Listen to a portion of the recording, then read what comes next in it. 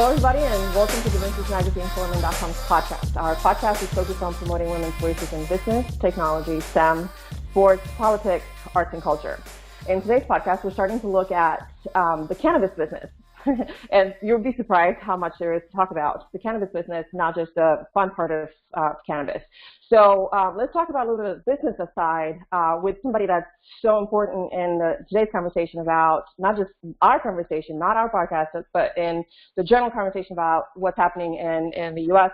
and pretty much all over the world, what's happening with the cannabis industry, the laws that are affected, and which states are affected by what, and basically, yeah, let's start talking about it because it's such an important topic to talk about. So to talk to me about that today, I have Ms. Cassandra Farrington. She's the CEO and founder of the MJBizDaily, so MJBizDaily, and this is basically where you get all your news when it comes to proper news when it comes to what's happening in the cannabis industry. So let's talk about that with Cassandra. Hello, Cassandra, and welcome to our podcast. Thank you so much for having me, Monica. I'm thrilled to be here. Really grateful for having you on.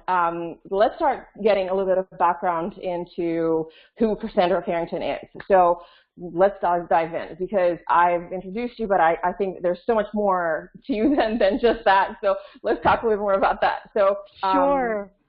You know, kind of how I found myself as almost as an accidental cannabis entrepreneur, so to speak. Yes, and ma'am. All aspects of that. So, yeah, so my background actually is in business-to-business media, and my business partner and I set out to create a company that had a ton of really small niche-focused business publications in very, very targeted industries.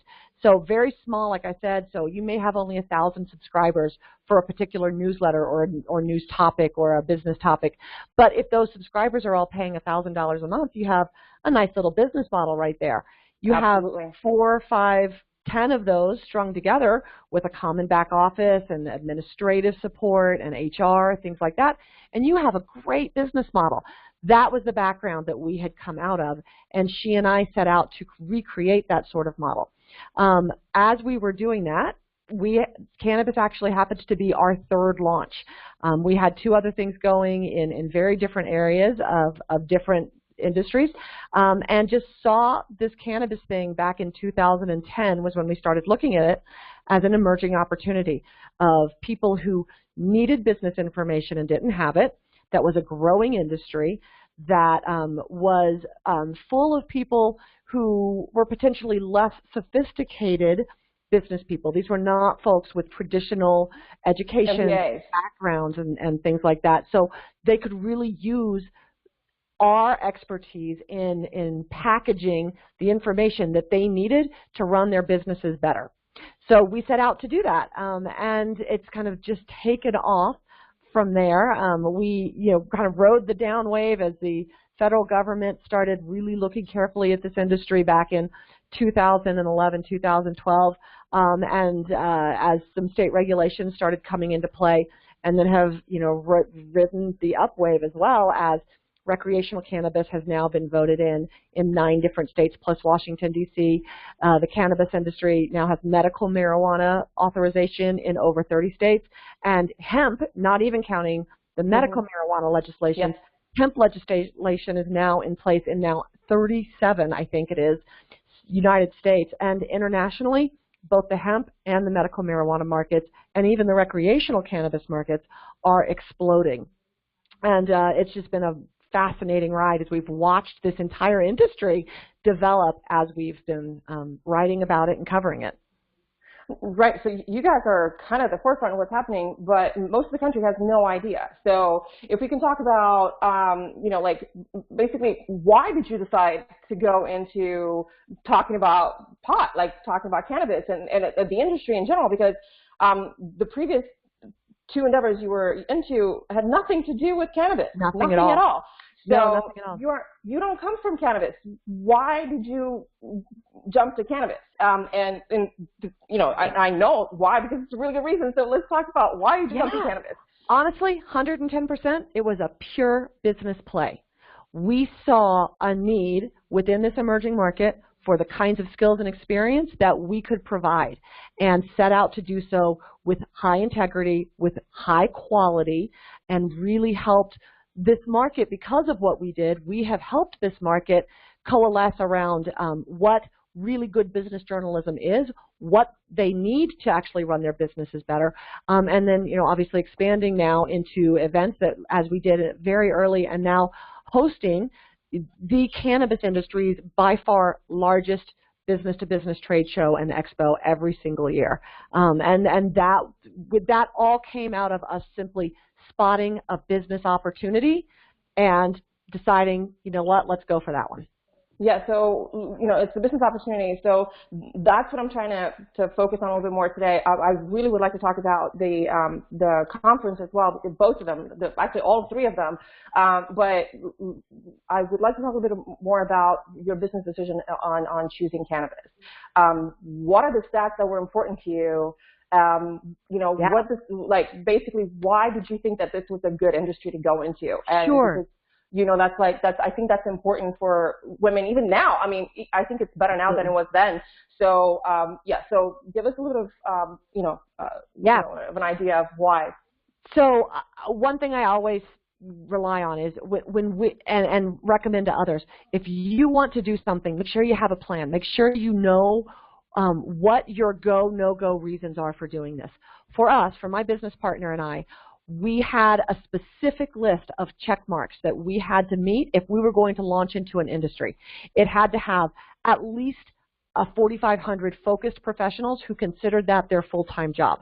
It had to have at least 1,000 businesses that had employees. So not solo entrepreneurs, not individual consultants, but people who were invested enough in what they were doing that they had at least an employee or two, were having to make payroll every 2 weeks, were having to provide some benefits and having to take care of others within the scope of their own business, as opposed to just, hey, I'm just going to try this and see where it goes. When you have employees, it's a different level of commitment. The responsibility goes up, way up. Absolutely. The industry had to be growing at least 7% a year. And honestly, one of our big ones is, for us, it was always, there has to be a competitor. If there's not at least one competitor that's playing in that similar media space, in that same similar business-to-business media space, if it can't support one, it's not going to support two. It never does, yeah. I mean, it does in the beginning. It has to, because you have to start somewhere. But it's easier when there's another one. You have absolutely not necessarily competition, but you can both learn from each other, and not necessarily collaborating, but you're learning from each other. So 100%. 100%. So, those are the check marks that we feel like we need to meet if we're going to launch into something. And we still use those today. Even as we expand what we're doing within MJBiz into international, into hemp, into these other things, we still rely on those. Are there 1,000 focused businesses? Are there 4,500 focused professionals? Is there a competitor? Is it growing? Is it, those sorts of things that we rely on, that it's basically our 10 commandments, if you will, for a business launch. So you went into business with a partner, and you both were new to the cannabis industry. You come from marketing and business development, basically from publishing and business development. So going into cannabis, what was the learning curve?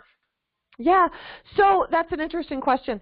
So you're right, neither Ann or I had a particular background in cannabis or had been heavy users of the plant or anything like that. We're not necessarily tuned into all its wellness benefits and things and those sorts of things. Like I said earlier, it was a pure business play for us. Yes. And the reason we were still confident about that is we didn't know cannabis, but we knew business, and we knew that we could help these people. We knew that we had a long track record in exploring new markets and understanding that niche and being able to translate what we learned into actionable business intelligence. So all of those things were what attracted us to cannabis. But I will say this, anybody who's looking at this industry, for whatever reason you're looking at this industry, it does not take long being around this space before all of those other really good reasons to legalize this plant get under your skin.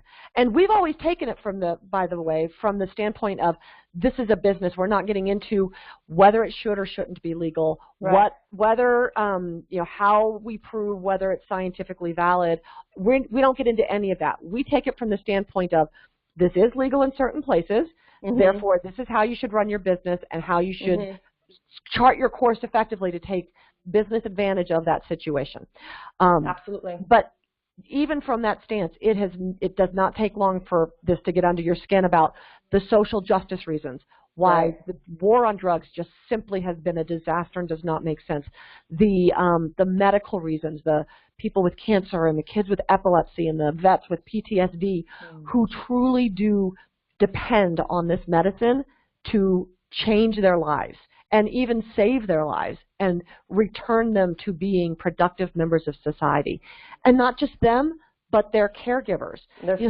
One of the reasons why this industry has attracted so many females, just one of the reasons, and there are a lot of them, but one reason is that with women being the primary caregivers within their family, right, they are the ones who are dealing, for example, with the epileptic child, and they're the ones who end up dropping out of the workforce to be a full-time caregiver, or to, you know, a family member who's got a debilitating condition of some sort. And literally, when these women then find cannabis as a solution for those medical problems for those who they love, they get that individual gets their life back, but this woman, this caregiver, gets her life back too, and she can re-enter the workforce. And so many women have found a calling in sharing the solution that they found back to others. And so that's one of the reasons why so many women have come into cannabis. That was one of the questions I was about to ask you. But it's super important because we look at the numbers, and Jennifer Kaplan from Bloomberg mentioned, and I think she quoted you guys, in saying that the numbers of women in a C-level, corporate level in cannabis industry are a lot higher than in any other industry. So yes, the numbers have been dropping for the last year, but the numbers were really spectacular compared to the rest of the country. So, you know, understandably why, but is that the only reason? Is it, you know, like, why are you seeing that? Besides the fact that we understand, you know, as caregivers, you know, the benefits of it. Is it easier to like, you know, get to a C-level position? Right. So certainly that caregiver entree point has been a big contributing factor. That said, this is simply a wide open field in this industry, right? There are these companies, this whole industry is being created from whole cloth right now, and we don't have, at least not yet, and hopefully won't at all, we don't have that ingrained hierarchy of, you know, 20-year tenured people who are largely men, because those are the people who over the last 20 years have risen up through the ranks, right? That we are competing with, and people, we're not fighting against those unconscious biases and those legacy, you know, tenures and things like that. People can come straight over into the cannabis industry and slot directly in at the level that their experience, their education, and their passion deems is appropriate for that. They can go out and create their own C-level job and partner with somebody to do that. And I think that's been a huge reason why we are indeed seeing a lot of female executive activity in this industry. And it's great to see.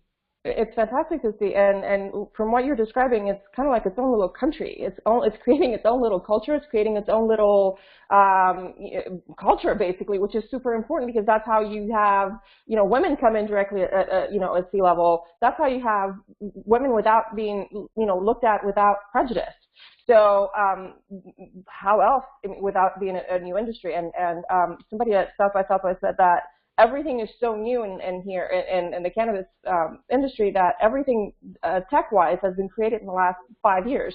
So exactly, that is mind-boggling. You know, like you don't think as far back as Google. You don't think as far back as Silicon Valley. You think 5 years, and that's like super short for an industry. But the rate of growth of cannabis is absolutely phenomenal. What was it, like $20 billion dollars this year and $40 billion by 2020? Not quite that high, but they are dramatic and spectacular growth numbers for sure. And you can see that rate of change in just the rate of growth within my own business, right? You know, right. we have gone since 2011 when we launched this publication, and in 2012 we had our very first conference, and it was a small, almost like executive meeting type event, had 400 people, which blew our expectations at that time. We were expecting, how many were you expecting? 250, you know, and hit all the way up to 400. It was phenomenal. And then, you know, just from 2012 to this year, 2018, we're expecting over 25,000 delegates at our fall event this year. In Las Vegas. In Las Vegas, exactly, in November. Just that event itself has become a very clear inflection point on the annual life cycle of the cannabis industry, right? People get together at that MJBizCon event in Las Vegas. Right, they meet vendors, they do deals, they find partners, they explore new technologies, they determine which way their business is going to go. They get a lot of education about where the industry is, where it's going. They take all of that 1 week from Las Vegas and launch into the next year. And then you can see all of that deal flow happening right now that was based off those deals and those activities that happened back in November in Las Vegas. And in November this year, we're going to be celebrating all that success. And that's part of what, you know, drives those numbers from 18,000 last year to 25,000 this year. And we're going to it's just going to do it all over again. That trade show, the growth of that trade show has mirrored and accelerated the growth of change, the rate of growth in the industry overall. Right, because it brings people together. So, you know, this is the 8th year, 7th year that you this will be our 7th year, yeah. 7th year. So, so I didn't know about the Vegas one. Actually, I knew about the New Orleans one. In the meantime, sure. I found out about the Las Vegas one. But to see it, to come on my radar and see there's an MJBizCon, you know, and I'm like, yeah, this is actually business. This looks legit. This doesn't look like I'm going to have a bunch of it's not a festival. No. It's not a lifestyle event. It's not a culture event. It is a full-on legitimate trade show like World of Concrete or Aviation Expo. Right. That's what this is. It just happens to be focused on, about, and for the legal cannabis industries worldwide. It's spectacular. And why did you pick New Orleans? Was it random for that? Are you trying to expand it into new states? Yeah, so we have had a spring sister show to that big fall event, the one in Las Vegas. We've had a spring sister show for several years. And really this year we saw a different need. As opposed to it being hey, everything's changing so fast, you need to meet with all these people twice a year. It sort of changed. The marketplace needs changed from that into something that was more, that was notably different from that. So we took, if we're thinking about that big fall event as almost a CES type event, right? The Consumer Electronics Show, the place where everybody in consumer electronics gets together every year. It is by far the largest trade show in the United States, period. So if what we do in Las Vegas is the Consumer Electronics Show for the cannabis industry, then this spring event, the one that's now being based in New Orleans, is all about the future. It's like the South by Southwest, right? It's about the vision and where are we going and what's the thought leadership and who are the leading brands and the leading thinkers and the people who are going to take us there and the technologies that are going to take us there, right? And it matters. All of that matters. All of that matters so much.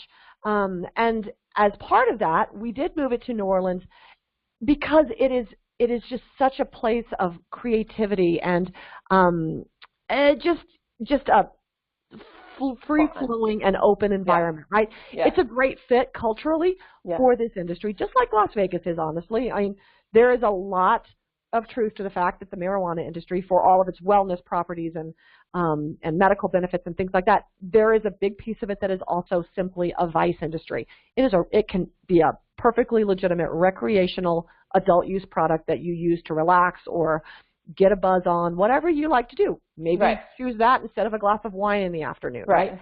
New Orleans is a great atmosphere that is very tolerant of people who embrace those sorts of vice type industries. And it is, like I said, just a creative environment, and one that I think is going to be very welcoming to, kind of opening minds and people just thinking about things differently in a relaxed atmosphere. I totally agree, and I think that the more you guys come to these new markets, the more informed the population is going to be. So, I would love to see it in Houston and in Austin and in Dallas and anywhere in basically in Texas, because we're still the state is kind of wanting to go towards legalization, but there's so many negative associations with it. And, it's all the propaganda for the last how many years has been happening, and it's not going away that easily. So having proper information and the correct information, and fine, we don't necessarily have all of the good benefits. We don't actually have research done because we haven't been allowed to do any research, except the FDA has been doing research, and they're getting patents on, the molecule of, specific marijuana plants. But besides them, nobody's been allowed to do research on the health benefits. Every health benefit that we know of is anecdotal. So like you were talking about, the PTSD, treatment of PTSD, treatment of epilepsy, treatment of, all pains and all our arthritis pains and everything like that. It's a massive health benefit, and it's not just it doesn't affect you in one way. So can we talk a little bit about the cannabinoid system? Absolutely. So for those who are not as familiar with really how the plant works and the effects that it has on the human body, the cannabis plant has multiple cannabinoids, is the technical term for it. THC is the most famous of those, and that is the one that has the psychoactive effects, the one that gives you the high, and that is the element of the plant that has been demonized by the drug war. But there are dozens, if not hundreds, of cannabinoids in the cannabis plant. Think of it like grapes, even to some degree, right? So you have red grapes and white grapes, and you have not even just red and white, but you have all different varietals of grape within white grapes. And those different grape varietals are what make all those different kinds of wine. It's not just a grape that you would buy and, eat, but there are all these different elements of a grape that make wine such a wonderful thing. Cannabis is very similar. And what those cannabinoids do is every single human body, whether you knew this or not, you have an endocannabinoid system, just like you have a lymphatic system and all kinds of other systems in your body, right? And receptors for that specific. A ton of cannabinoid receptors throughout your body. And there are things that can happen either through genetics and by birth, or through trauma, or through injury that interfere with that cannabinoid system. And when you properly supplement that cannabinoid system with the proper type and levels of cannabinoids, then you can be restored to better wellness, better health. For example, like seizures. But there is a big thought that the triggers for seizures get eased and get significantly reduced by having proper levels of cannabinoids in your system, and that's why this works for epilepsy. Same thing with PTSD. Like I said, trauma. Bomb blows up in your face. You have this major triggering event, and the cannabinoid system gets disrupted and cannot then produce sufficient numbers of levels of cannabinoids to fuel your body, and you need to supplement them. Very much like a diabetic, right? So a diabetic, their pancreas goes wonky for whatever reason, whether through birth, whether through genetics, whether through health and lifestyle with type 2s, whatever. But it does. It gets disrupted, and you have to supplement it with insulin. We're doing exactly the same thing. We're supplementing that system with cannabinoids, period. So, and there's, like you said, there's so many moms that are seeing their children affected by, genetic disorders or physical trauma, and they can't do anything legally about it. And how do you not, want to change the law? How do you not want to get into the industry and want to do something about this and want to make a change? Because how do you look at your child and see what's happening, and you're not able to do anything about it? So, and you're looking around us. There's so many people who feel exactly that same way. I will I'll start by saying this. I have, through my career here, again, did not come from the cannabis passionate industry. Background. I actually grew up in the Deep South in the just say no generation. I bought all of the propaganda. I bought into it full wholesale. This is going to be my brain on drugs. Oh my God, I'm going to die if I smoke a joint. But I will tell you this, that in my cannabis professional life, I cannot tell you how many people I have met. Almost everybody who finds out that I'm in the cannabis industry, every single one of them, almost to a person, has a cannabis story. Their grandmother used cannabis in her final days, and it really helped ease her passing, as well as gave her a much better quality of life to interact with her loved ones. Or they have a friend who had to move to Colorado with her family, uproot their entire lives because their kid had epilepsy and they could not get the proper treatment for their child. Or they have a family member who's come back from the Middle East with PTSD, and that's the only thing that really helps that veteran engage with their family and hold a steady job, because they're able to function so much more effectively than with the anti-anxiety drugs and the oxys and just all of that stuff. And so I'm going to go on to say this, and you mentioned this about Texas and kind of what a difficult situation that is, and there's talk about getting it legalized, but it's really difficult to do so. Texas is a great microcosm for the federal situation as well, because in Texas, if this went to a statewide vote, it would be legalized. It would be legalized. There is a majority of the population in Texas who support legalization of cannabis. Same thing across the United States. At this point, over 60% of the United States lives in a place that has a legal cannabis law, not even talking about hemp. When we add in the hemp, that's going to go way up, 70, 80% of the U.S. population lives in a state where you can access legalized cannabis. And they're supportive of those programs. The problem, both in Texas as well as in the federal government, is that there is not a national or statewide referendum system that this can get in front of the people and people can actually say, check box, yes, I want cannabis legalized. Even though the people have caught up to this and these drug laws are going to change, because of our federal representative system, and same thing in Texas, it's a representative system, we simply have some entrenched politicians at key inflection points of the legislative process that are preventing these bills from advancing. I will even say this, if these bills were brought to the floor of the U.S. Senate and the U.S. House, they would pass. There is a majority of senators and representatives who would vote for these. This is a bipartisan issue.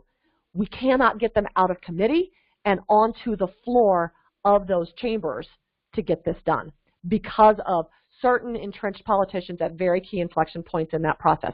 But that will change. And pay attention to who those people are for sure, and it'll change faster. We were looking to interview Cynthia Nixon. She's running for governor for the state of New York, and one of the platforms that she's running for is legalization of marijuana, and that is for her to just come out and outright and say that, and she's coming from the point of view, yes, it's healthy, yes, there's all these even anecdotal benefits. If you're not even going to believe all these, actual women saying this is what's happened to my child and this is how it's helped my child, at least look at what it's doing to our Black population, our Hispanic population, and how it's destroying basically entire cultures because it's taking away their male population, and we're left with creating a cycle that's basically doing the same thing over and over again and keeping entire populations in poverty because of war on drugs, because they're being caught with the same amount of drugs that, let's say, a white person has on them, So absolutely right. So absolutely right. The harms of this drug war, the harms of the drug war, and the unequal enforcement of drug laws on white people compared to minority populations is a disgrace, honestly. And it's here in the United States. It is also internationally. The people with black and brown skin, they just get treated differently when it comes to drug situations, and it is a national and international disgrace, and it has indeed ruined generations of progress within those communities. And you just think about the brilliant minds among those populations that, I don't know, could be the cure to cancer, hidden somewhere in that kid's mind, that they never get a chance to achieve that potential and contribute to society. And so it's even, it creates this horrible cycle of, welfare dependence, and perpetuates, antisocial behaviors, and, just inability to, and unwillingness, honest, because of the way they've been treated over the years, to engage productively with society and move their own families forward and their societies forward and their communities forward. It is such a tragedy what so many of our communities have lost out on because of the drug war, and it is beyond time for that to end. And I like the way you put it, because we're actually losing out on the brain trust, the brain, and we're losing out on their social influence, and how we can make everything better. Because so I want to talk a little bit about diversity, and because we're talking about women, yes, and we're talking about equality and all that stuff, but diversity is also very important. Having a different voice than your own in a conversation,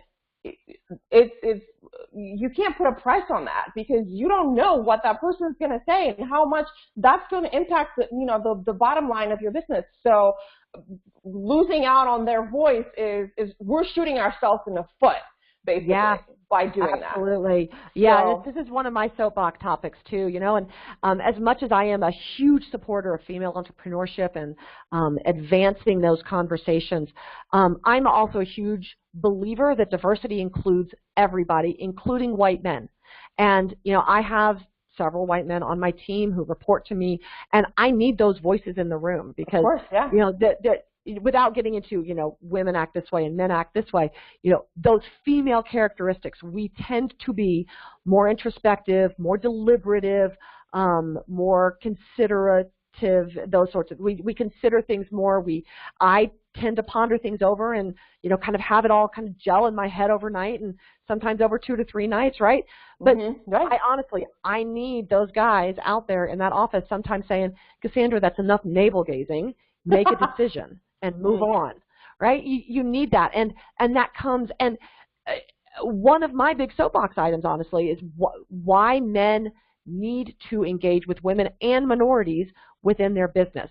There are so many awesome bottom line business reasons why this is so important, one of which being, especially in the cannabis industry, but across all economies, women control the vast majority of household spending. They do. And increasingly, they control more and more business spending. And if you don't have that female mindset engaged at your decision-making table, you're losing out on the insights that person could bring about that marketplace. Don't assume that a bunch of white guys sitting around a board table are going to understand what's going to appeal to that female suburban mom consumer, or that, middle manager female business buyer. Because those people are a huge piece of your audience, and you need to have those voices represented. And same thing on the diversity side.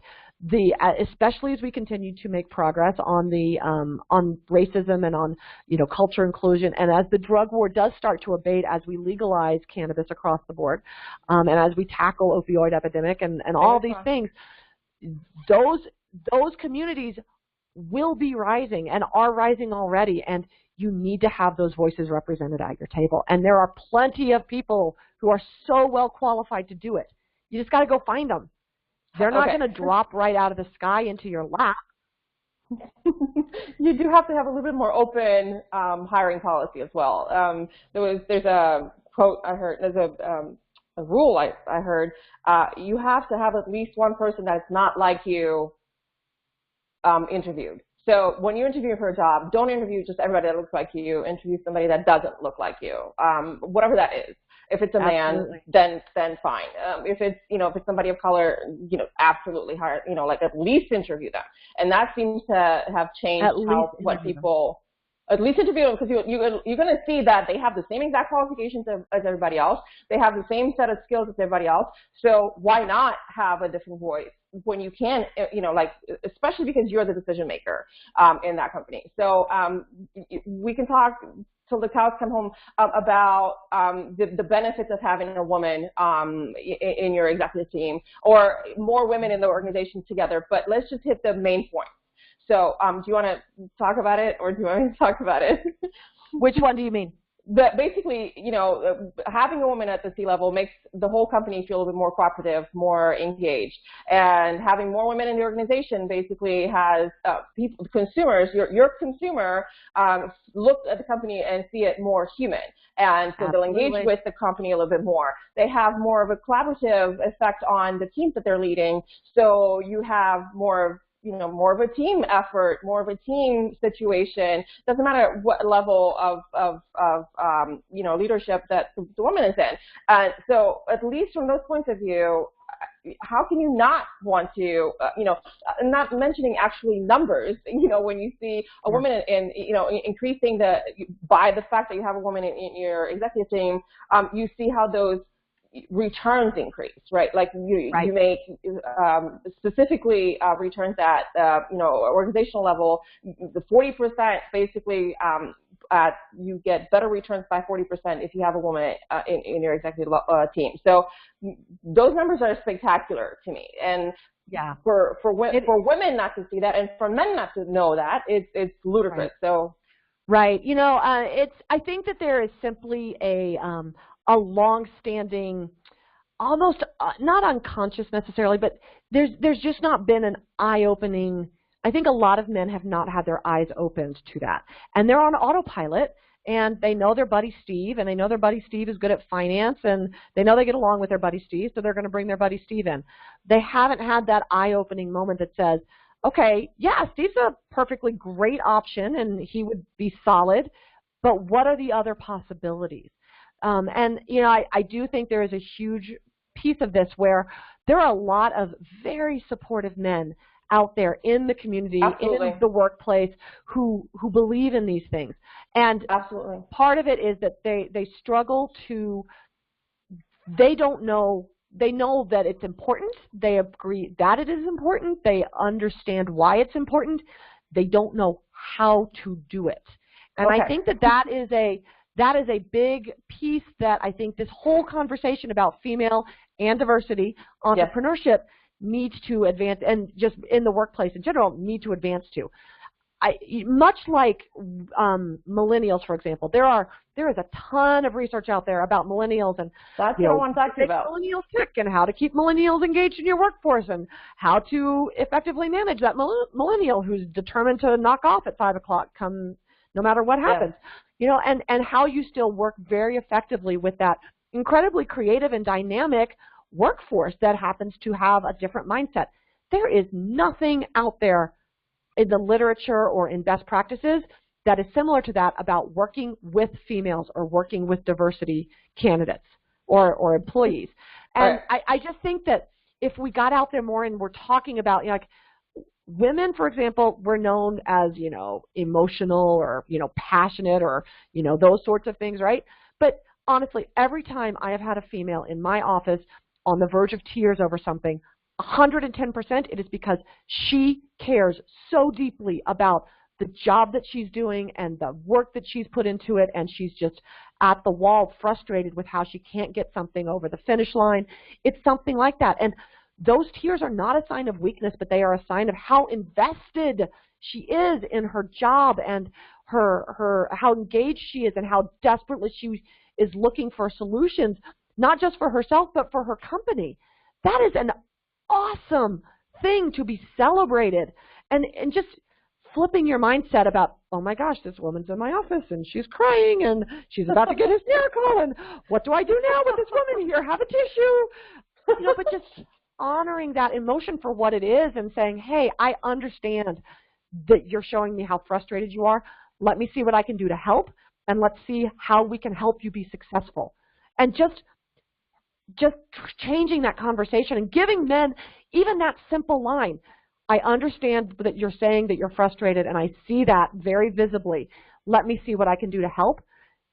That phrase right there just made that man extremely more effective as a manager.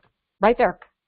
That's lesson 101 on our new series that we've started since our previous conversation on Women 101. So that is lesson 1. So basically what we're trying to do with that, like we talked about last time a little bit, we're trying to explain women and how to engage, how to have men engage with women, you know, from a management perspective, and how we're not this completely foreign thing, that alien thing, basically, that they don't know what to do with. We're very simple to talk with, and we just communicate a little bit differently. And if we have a manager that actually sees our investment, like you mentioned, this specific, incident, situation, how is that not a beneficial thing for the company when you see a person so invested in what they're doing and so, working so hard to get whatever it is done? How do you not see that? So, having the specific tool to say, I see you're frustrated. I understand. Let's figure out how to fix it. That is so monumental. Instead of saying, go and calm down and let's talk when you're calm. Yes. It's two different things, and one shows that you're listening to the women in front of you, to the person in front of you, and the other one shows that you're completely detached and don't understand what's happening. And no, you're not going to be the best manager ever with that attitude, but you can still be fairly good, but that's a different story. No, so, I think there are so many gains to be made in helping. Women have spent their entire careers, like I have spent my entire career, having to understand and adapt to the way that the world works, right? And it's an interesting, I think we're at an interesting pivot point in our culture where women are having an impact back on the workforce now. We have reached a critical mass where the way that we naturally approach the workplace or a social situation or a project or a managerial task or a managerial situation, we have enough critical mass that we can truly have stature and respectability in approaching it differently than the way that the things have always been done, which is the white man, and again, I am 110% believer that diversity includes white men, and I need every single one of them. Absolutely. And men need us too. And we see that in everything that we do. Without support, nothing's going to get done. Without participation, nothing's going to get done. So the Me Too movement, yes, stands by itself, but it wouldn't stand on its own without the support of some men out there. Absolutely. So that being said, how do we get more women into cannabis, and what are a couple of trends that you're seeing that would benefit from more women? Which parts of the cannabis industry do you think that, obviously all of them will benefit from more women? Sure. But do you see anything specific that okay, so there's a lot of room for growth in this area, and there's a lot of there's absolutely a lot of room for growth for women in cannabis finance, and that's an important one to focus on because again, traditionally white men control the money, and it's the way the world has developed up to this point. I think we are moving that boulder a little bit, and I'm really glad to see that. But the more women we get engaged in those traditionally male environments like finance and like tech, that's another one, cannabis tech is huge, the more we will see greater acceptance of those female business plans and those female technology ideas and those programmers and those sorts of things. I think that, again, getting women into those C-level positions in those organizations will make a huge change in how in what businesses are accepted and fostered and nurtured, and which ones are kind of pushed to the side and said, I'm going to go bet my money over here on these people who look, act, and think like I do. Yeah, so those are the two big ones that I'd say. We actually have, in the science areas, remarkably, we have a large number of, a large percentage of female entrepreneurs, in the science, in the extraction, and in the testing, and those sorts of things. Edibles manufacturing is actually, I think, majority females in the C-suites in the surveys that we've done. I wouldn't say majority females, but there are a very high preponderance of females in those companies. And if you think about it, that might make some sense. Coming from a chef style, cooking and that sort of thing background, and many of those edible manufacturers actually grew up out of mom and pop kitchens. Somebody making chocolates in their home kitchen, and the business has grown well beyond that. It's now a fully regulated thing. You cannot make cannabis chocolates in your kitchen and then sell them into a dispensary these days. But back in the day, all of 3 years ago, you could do that. That's a long time ago in the cannabis world. Such a long time ago. It's crazy. It's crazy. All right. So besides the distilling and all that stuff, and finance and going into that, where do you see that the industry is going right now? So we're going towards deregulation, and we're going towards. Do you think we're going to get a federal, yes on cannabis before we get yes from all the states? Yeah. That's an interesting question. Yes, I do believe we will have federal legalization before we have cannabis legal in each and every state, and certainly each and every county in the United States.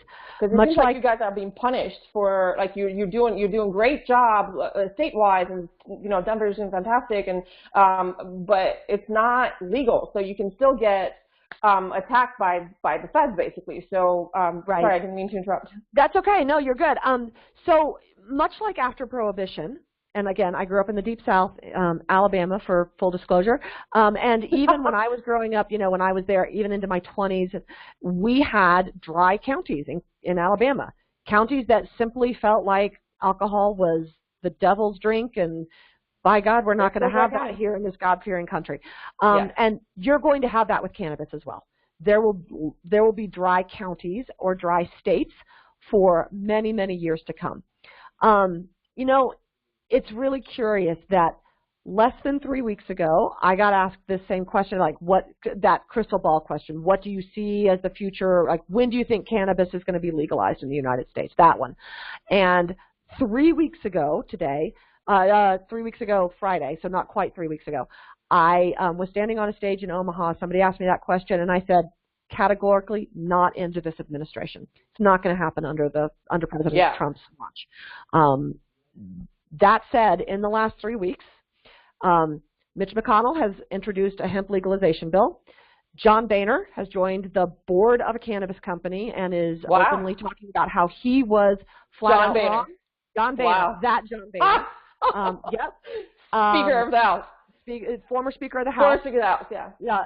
Chuck Schumer, who's the current minority leader of the Senate, has introduced a full-on legalization bill in the U.S. Senate. He did that on April 20th, 4/20. And there was something else that happened that I'm blanking on right now. But there have been like four major developments in the span of 3 weeks. Oh, I know what the fourth one was. Cory Gardner, senator from Colorado, disclosed that he had had a meeting directly with President Trump, and that the president had expressed his full support for a federalism-based approach to basically states' rights approach to cannabis legalization. So and no interference for the federal government. That's what they're exactly. So and then the White House. So Cory Gardner said that, and you never know, if a senator's just talking, whatever. But then the White House actually came out the same day and confirmed, yes, the president had that talk with Senator Gardner, and he supports that legislation if that were to be passed.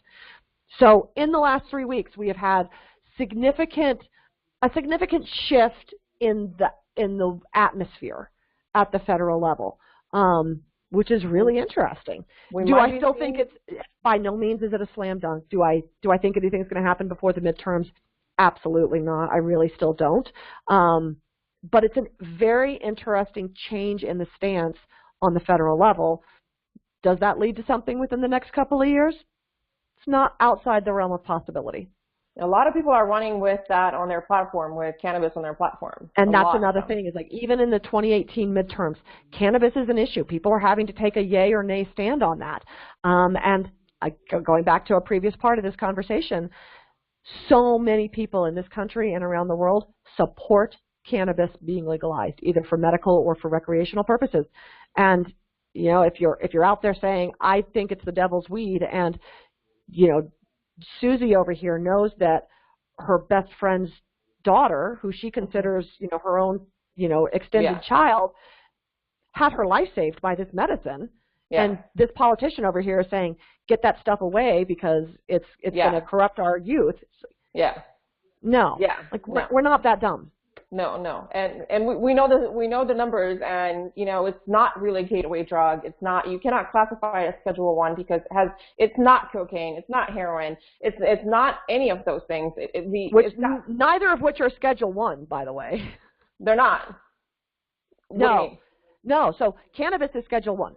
Marijuana is a Schedule 1 drug, which by definition means that there are no known medical benefits and has serious risk of addiction. Right, addiction, Right?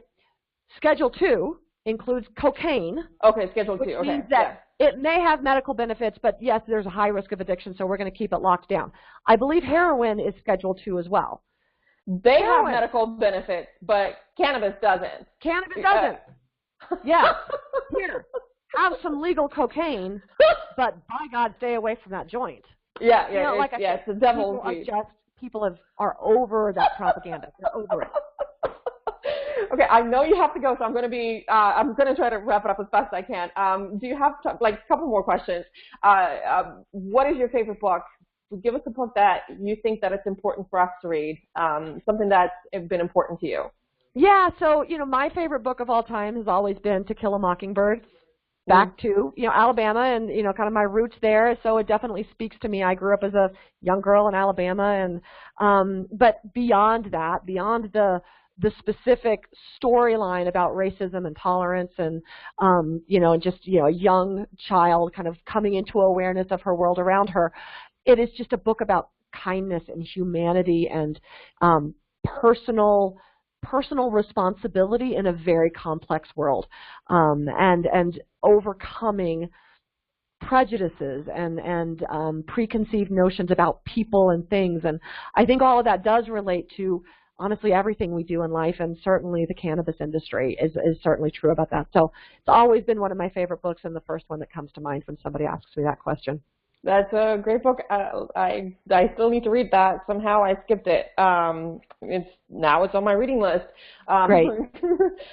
So what drives you and who inspires you? And did you have a mentor that helped guide you, or like an advocate that helped, you know, guide you in your life in business? Yeah. So you know, my parents obviously were huge believers that, you know, women can do everything that men can do, and you know, I was treated no differently from my brothers, and you know, that they have definitely had a huge influence in me being where I am today. The other person I'd mention absolutely is my business partner. She and I met in my first real job out of college. She was one of the hiring managers for that role that I ended up taking, and we hit it off both as friends and for her as a guide and a mentor to me. And so when she reached out many years later and said, hey, I've been off doing my entrepreneurial thing, as you know, but I'm ready to go do something else again now, but I don't want to do it alone. Do you want to come do it with me? I was all in very quickly, and you know, she's just been a huge influence on my life and on my business career, and as an example to me of what women in business can create. That is amazing. What is it like to be a woman in business with such a great mentor? You get up in the morning, it's easier to have somebody to work with. There is no question. My very number one top piece of advice for anybody considering doing an entrepreneurial approach to something is find somebody to do it with.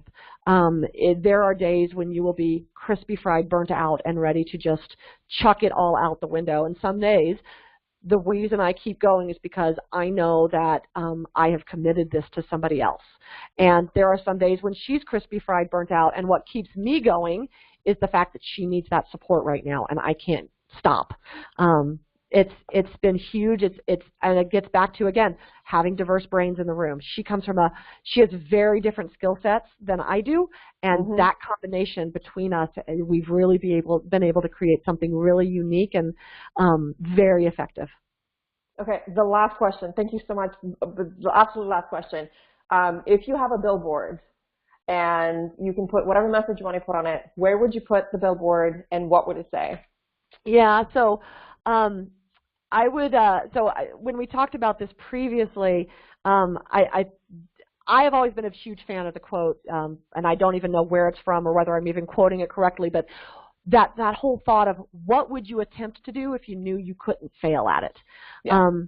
I never knew I could create what I created, and I never knew that I would have been in a position to be running a business that has absolutely played an important pillar role in creating this now $8 billion marketplace of the cannabis industry internationally.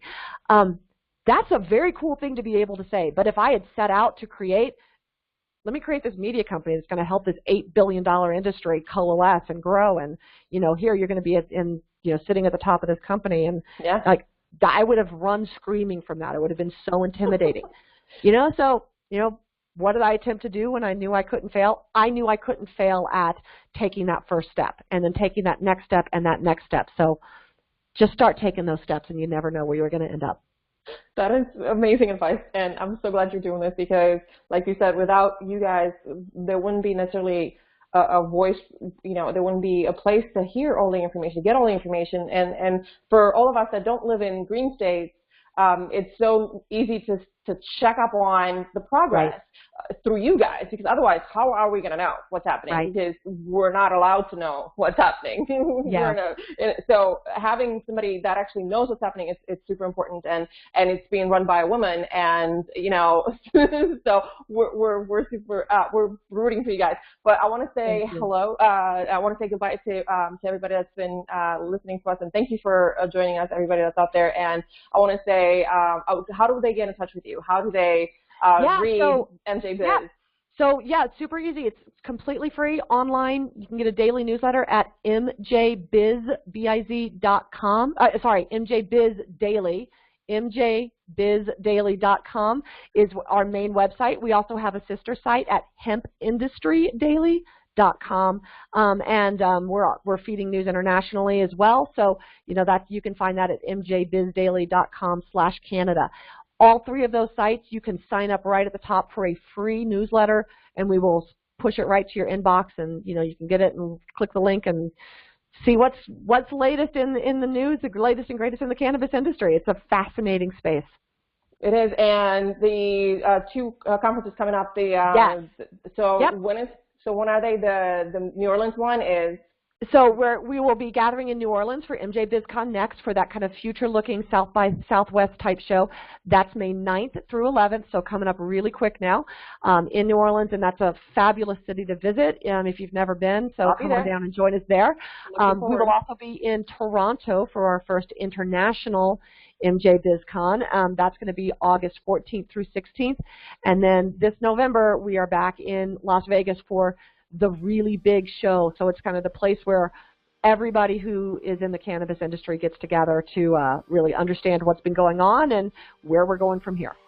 All right, so everybody, we'll have all that information at the bottom of the podcast anyway, but just check up on MJBizDaily.com and check out what Cassandra has been doing for the last 7 years and see how massive of an endeavor this is. But I want to say thank you from the bottom of my heart for wanting to do this with me, and appreciate it. And we're going to, say hello and goodbye to everybody, and see you all next time. Thank you so much, everybody. Bye. Bye, Cassandra. Bye. Thanks.